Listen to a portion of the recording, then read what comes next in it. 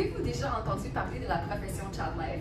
Bonjour, je m'appelle Caitlin et je suis une Child Life Specialist, ou comme on le dit en français, une conseillère en milieu pédiatrique ici à l'urgence. Mon travail consiste à favoriser l'adaptation des enfants et de leurs familles en encourageant l'utilisation des stratégies non pharmacologiques pour réduire la douleur, la peur et les impacts négatifs à long terme. Je suis également là pour vous aider, vous, les résidents, en partageant mes 5 meilleurs conseils pour améliorer l'expérience de vos patients et de leurs familles pendant votre évaluation et les procédures, tout en facilitant votre travail. Conseil numéro 1. Prenez le temps d'établir un lien de confiance. Vous pouvez le faire en vous mettant au même niveau que l'enfant, en vous intéressant à lui et en adoptant une approche ludique.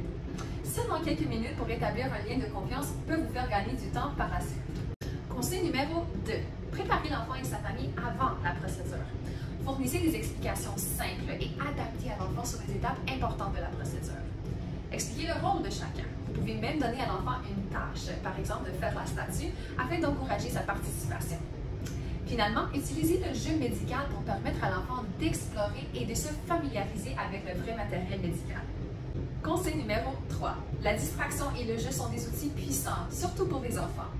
Offrez des choix lorsque c'est possible, selon les intérêts de l'enfant et en fonction de ce qui est disponible. Vous pouvez utiliser ce qui se trouve dans la pièce ou ce que l'enfant a avec lui. Faites preuve de votre créativité. N'oubliez pas de commencer la distraction avant l'intervention et continuer après la procédure pour terminer sur une note positive. Conseil numéro 4. Utilisez une position de confort. Être maîtrisé en position couchée est stressant pour un enfant. Lorsque possible, les jeunes enfants devraient rester assis avec leurs parents pendant leur examen et leur procédure.